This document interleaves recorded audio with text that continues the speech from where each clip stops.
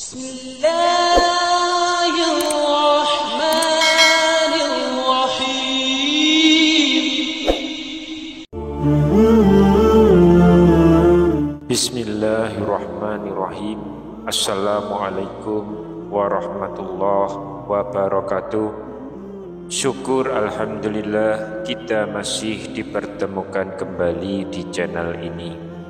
Shalawat dan salam selalu dan tetap tercurahkan kepada junjungan kita Nabi besar Muhammad sallallahu alaihi wasallam. Allahumma sholli ala sayyidina Muhammad wa ala ali sayyidina Muhammad. Harapan dan doa saya semoga sahabatku semuanya selalu diberikan kesehatan, dilapangkan rezekinya, diampuni dosa-dosanya, dipanjangkan umurnya, dan semoga kita tidak mati kecuali mati dengan beriman dalam Islam. Dan sempatkanlah menuliskan sholawat di kolom komentar, insyaallah akan menjadi bukti cinta kita kepada Rasulullah Muhammad sallallahu alaihi wasallam. Semoga kita semua mendapatkan syafaat beliau di akhirat kelak. Amin ya rabbal alamin. Sahabat seiman yang dirahmati Allah, ada banyak sekali keutamaan dari istighfar. Namun ada istighfar yang dibenci oleh Allah Subhanahu wa ta'ala. Sejatinya kesempurnaan yang dimiliki oleh manusia itu hanyalah semu belaka. Apalagi sebagai manusia, maka di setiap waktunya selalu dibayangi dengan perbuatan salah dan dosa, baik itu amal maupun dosa yang diperbuat. Keduanya sama-sama diperlakukan adil oleh Allah Subhanahu wa ta'ala. Sehingga ketika satu perbuatan baik dikerjakan oleh manusia, maka Allah akan memerintahkan para malaikatnya untuk mencatat kebaikan kita, begitupun sebaliknya. Seperti halnya balasan kebaikan bagi orang yang senantiasa beristighfar. Istighfar merupakan lafal yang memiliki makna permohonan ampun kepada Allah Subhanahu wa ta'ala. Istighfar menjadi salah satu cara untuk meminta ampunan dan sebagai tanda kasih sayang Allah kepada hambanya. Istighfar merupakan amalan yang dapat menghapus dosa-dosa. Namun demikian, walaupun telah meminta ampun kepada Allah, ternyata ada 4 golongan orang yang ditolak istighfarnya. Siapa sajakah mereka? Yang pertama, orang yang melakukan perselingkuhan dan zina. Perselingkuhan kerap kali berujung pada perbuatan zina, dan lebih parahnya lagi, hanya karena untuk memenuhi hasrat seksualnya, para pelaku rela menelantarkan anak istrinya dan juga meninggalkan tanggung jawabnya sebagai seorang pasangan. Maka tak heran, sekalipun lisannya terus-menerus mengucapkan istighfar, namun ia tidak meninggalkan perselingkuhan tersebut atau perbuatan yang diharamkan oleh Allah Subhanahu wa ta'ala, maka istighfarnya hanya terucap di lidahnya saja.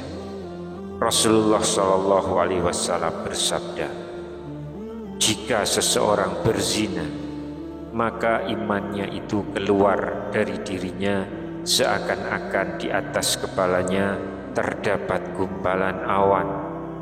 Namun jika dia terlepas dari perbuatan zina, maka imannya itu akan kembali kepadanya.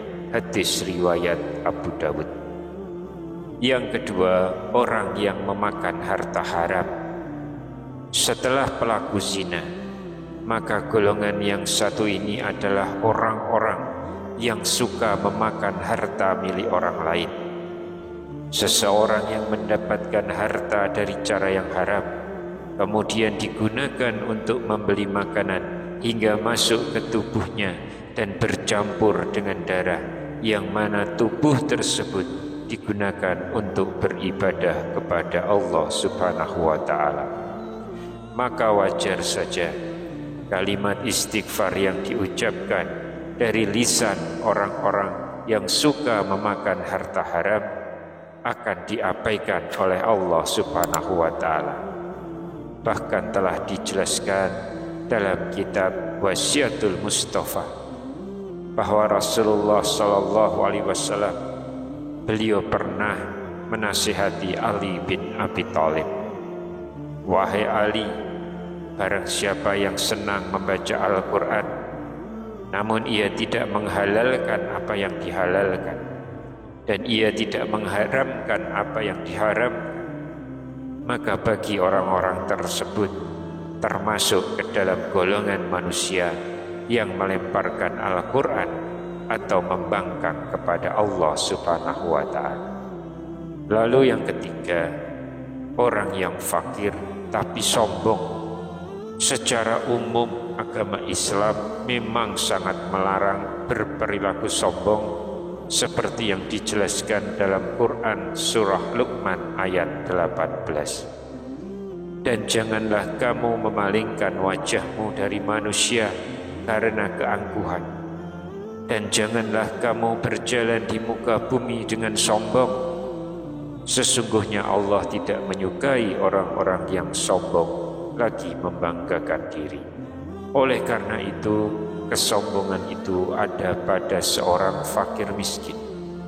Entah itu sombong dalam hal harta ataupun ilmu, maka itu bisa lebih buruk dari kesombongan orang yang kaya.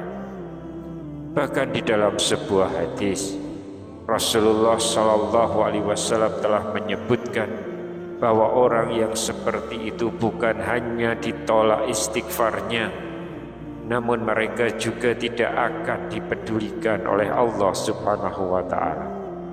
Sebagaimana Rasulullah sallallahu alaihi wasallam bersabda bahwa ada 3 golongan orang yang tidak akan diajak bicara oleh Allah Subhanahu wa Ta'ala pada hari kiamat nanti, yaitu seorang yang sudah tua lalu ia berzina, orang yang miskin namun sombong, dan pemimpin yang suka menyebarkan kebohongan. Yang keempat adalah pemimpin yang suka berbohong kepada rakyatnya. Berdasarkan hadis sebelumnya, ditunjukkan bahwa Allah akan menolak istighfarnya orang yang miskin yang sombong. Ternyata Allah juga mengabaikan istighfarnya para pemimpin yang suka berbohong kepada rakyatnya. Karena ketika seorang pemimpin berdusta, maka sama saja dengan membuat rakyatnya sengsara.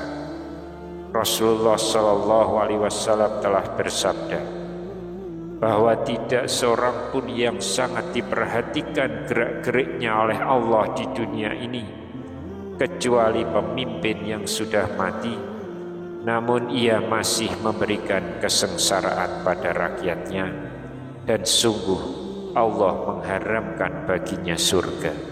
Hadis riwayat Bukhari. Sahabat seiman yang dirahmati Allah, demikianlah 4 golongan orang yang ditolak istighfarnya.